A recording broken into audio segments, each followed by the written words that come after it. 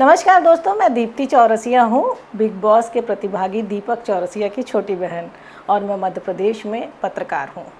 आखिर दीपक Chaurasia big boss में क्यों आए, ये सवाल कई सारे लोगों के मन में है, और इसका सीधा जवाब ये है कि भैया को कुछ नया करते रहने की आदत है। 31 साल तक उन्होंने देश के बड़े बड़े टेलीविज़न पर जो है प्राइम टाइम में एंकरिंग करी, उनकी रिपोर्टिंग एंकरिंग लगभग कह सकते हैं कि पूरे 31 साल उन्होंने टेलीविज़न की हर विधा को जिया, ये कहा जा सकता है। और जिया इसलिए कहा जा सकता है क्योंकि इस देश की और विदेश की हर बड़ी खबरों में अगर कोई मौजूद होता था तो वो दीपक चौरसिया का चेहरा था, चाहे वो एंकरिंग के तौर पे स्टूडियो में रहा हो, चाहे वो फील्ड के तौर पे रहा हो। तो जब इतने साल लगातार पत्रकारिता में उन्होंने दिए हैं, फिर उसके बाद ये एक नया मौका था। उनको ज़्यादातर कुछ नया करने की आदत है, और ये एक नया मौका था बिग बॉस के घर में रहने का, क्योंकि ये इस तरह की चीज़ थी कि एक तरीके से डिटॉक्स भी होते हैं। डिटॉक्स इसलिए कहा जा सकता है क्योंकि वहाँ ना आपके पास मोबाइल होता है, ना वहाँ आपके पास टीवी होता है, और किस तरह से वहाँ जीवन जिया जाता है, खुद को चैलेंज देने की भी एक बात इसको मानी जा सकती है, क्योंकि ना मोबाइल है, ना बाहर वालों से कम्युनिकेशन है, ना वहाँ पर टेलीविज़न है। वहाँ पर खाने तक की राशनिंग जो होती है कि किसके हिस्से में कितना खाना है, किसको क्या क्या काम करना है, अलग अलग टास्क हैं। तो जीवन जीने के लिए ये भी एक नया तरीका है, कम से कम 3-4 हफ्ते के लिए, या जितने समय का बिग बॉस है, कम से कम एक ट्रायल तो हो सकता है कि कैसे उसको हम उस घर में किस तरह से रह सकते हैं उन लोगों के बीच में जिनको हम वहीं आकर जानते हैं, लिमिटेड राशन के बीच में, बिना टेलीविज़न, बिना बाहर वालों के कम्युनिकेशन के बीच में, बिना कोई मोबाइल के बीच में, तो कैसे रहा जाता है। ये भी एक तरीके का स्किल है, और भैया को हमेशा इस तरह की आदत है कि वो नए नए एक्सपेरिमेंट करते रहे हैं, तो उनके लिए ये भी एक एक्सपेरिमेंट के ही तौर पर माना जा सकता है। बिग बॉस के घर में मुझे लगता है कि भैया अगर किसी चीज़ को मिस करेंगे तो फैमिली को करेंगे, अपनी बेटियों को करेंगे, भाभी को करेंगे, और अपनी बहनों को भी करेंगे, जिसकी बात वो हमेशा फैमिली मेम्बर्स से करते रहते हैं। वो अपनी बेटियों के फ़ोटो साथ ले गए हैं, उन्होंने वहाँ के फैमिली मेम्बर्स को दिखाए हैं। तो कोई बहुत मिस करने की चीज़ होगी तो नेचुरली फैमिली मेम्बर्स होंगे, खासकर बेटियाँ होंगी।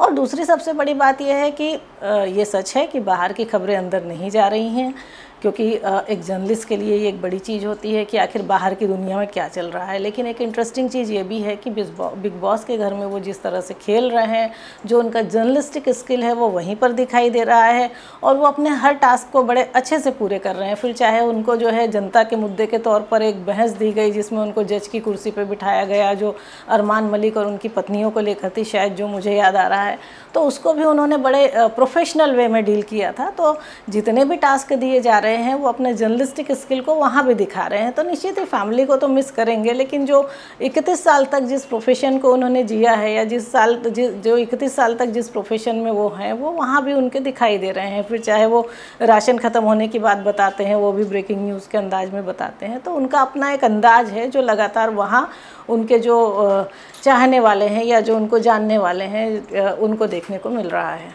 देखिए, शो जो मैं अभी तक देख रही हूँ, चूँकि फैमिली में 16 मेंबर्स हैं, तो मैं एक बड़ी बात ये बताऊँ कि दीपक की खुद की फैमिली बड़ी है। हम लोग जब अपने घर के फंक्शंस में जुड़ते हैं, हम जब अपने घर के फंक्शंस में मिलते हैं, चाहे वो राखी का हो या घर की शादियों का हो, तो हमारी अपनी फैमिली भी बहुत बड़ी है। तो भैया को हमेशा बड़ी फैमिली की तो आदत है, कोई उसमें बहुत नई बात नहीं है।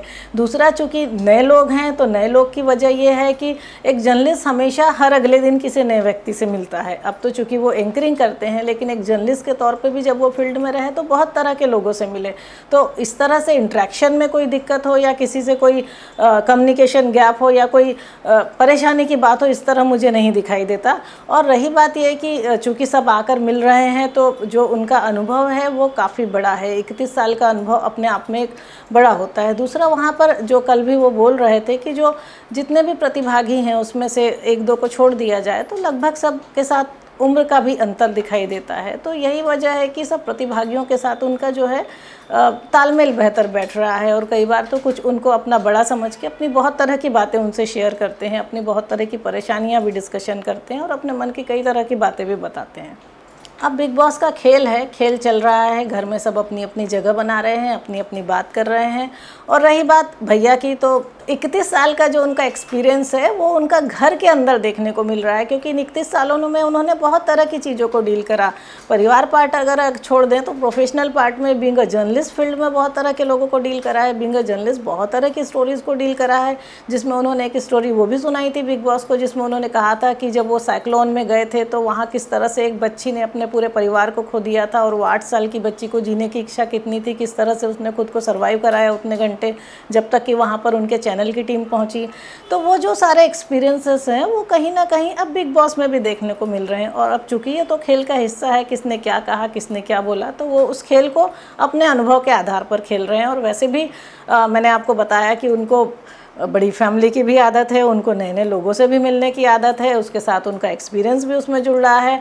और फिर वो कहते हैं ना कि तुलसी ही संसार में भांति भांति के लोग, सबसो हिलमिल चाहिए नदी नाव संजोग, तो वैसे ही माना जा सकता है। और बाकी गेम है, देखते हैं आगे क्या होता है। पूरे 16 प्रतिभागी हैं, नॉमिनेशन पहले दौर का हो चुका है। बिग बॉस ने पहले दिन सवाल किया था भैया से कि जीतने को आए हो, तो उन्होंने बोला था कि नहीं, खेलने को आया हूँ, लेकिन अगर खेलते हैं तो जीतने की भी आस होती है। ना फेक ना लेट, देखते रहिए पीपल्स अपडेट।